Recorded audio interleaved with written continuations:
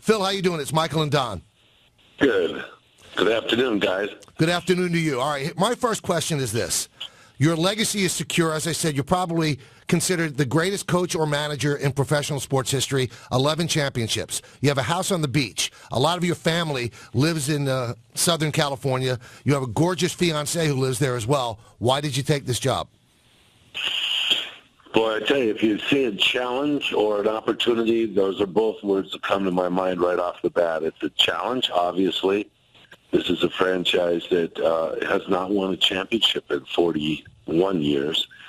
And it's a great opportunity. And, you know, having had a career here in New York and living in the New York area for almost 20 years as a young man coming out of college, I was really fortunate to be here at a great time. Not only did the Knicks win a couple times, the Nets won, the Jets won, and we celebrated as New Yorkers a real high period of time in sports at that in that era.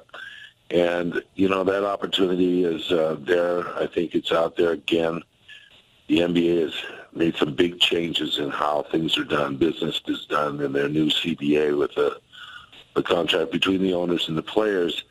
And I think it bodes well for this franchise and for other franchises. This isn't a particularly good year for the Knicks as far as, you know, being able to go out and chase, but it's a way to set up the future, and I think that's important, and I think there's a good future for the Knicks. 11 championships as a head coach, Phil. Does that give you the confidence to know you can do it as an executive, or are you kind of wondering how it'll be in that position? Boy, there's no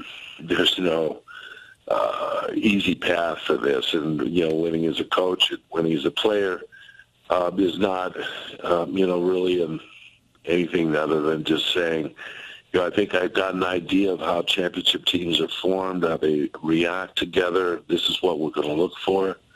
This is what I hope to provide here for the players, a good platform for them to work in and to play, and the best opportunities for their careers.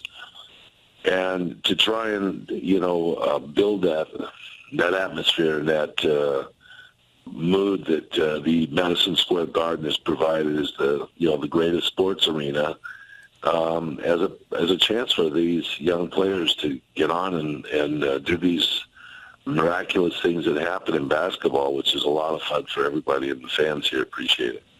Phil, obviously I shouldn't say obviously, but it seems like you loved coaching. Is the only reason that you're not coaching now because of your health and you can't take the grind and getting on and off of planes? Yeah, and that I was concerned my second go-round with the Lakers about the ability to get up and down the court with the team. And my mode and the way I coach basketball team was to go with them up and down the court and to instruct them as they went through their transition and their flow offense or their secondary offense and get into their system of play, and to stop and correct and, admonish guys and how to do it. And, the second go-around, I had to do a lot of it from standing at half court or walking between the two top of the keys and trying to stay up abreast with the team so that I could be there at the moment that it happens to kind of get things organized. I think that's important. The travel, the games, those things, obviously, they have their toll, the late nights, too, and so forth. But, it's about on-the-floor coaching and the ability to demonstrate to the players what you really want.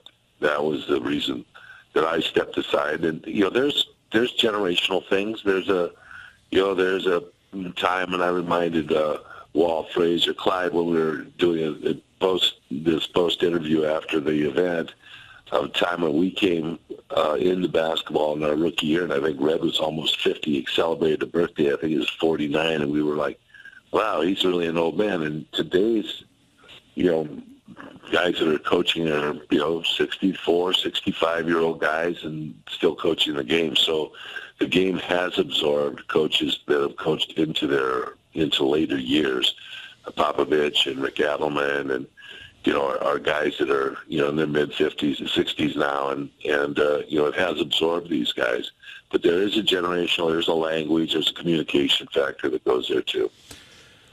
Phil, you talked about Carmelo Anthony. I guess it was about a year ago when you were asked about the Knicks, and you had said that he had sticky hands, I guess implying to the fact that maybe he's got to move the ball more. Now that you're in this position, what are some of the things you can do to change that aspect of his game?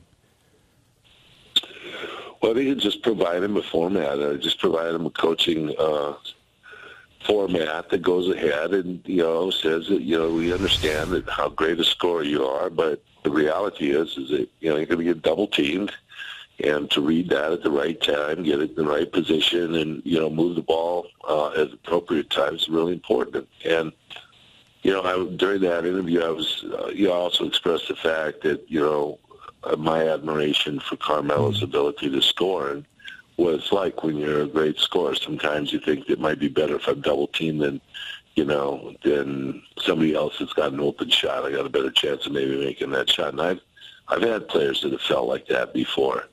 Sometimes, that's the feel you get when you get frustrated out there in basketball.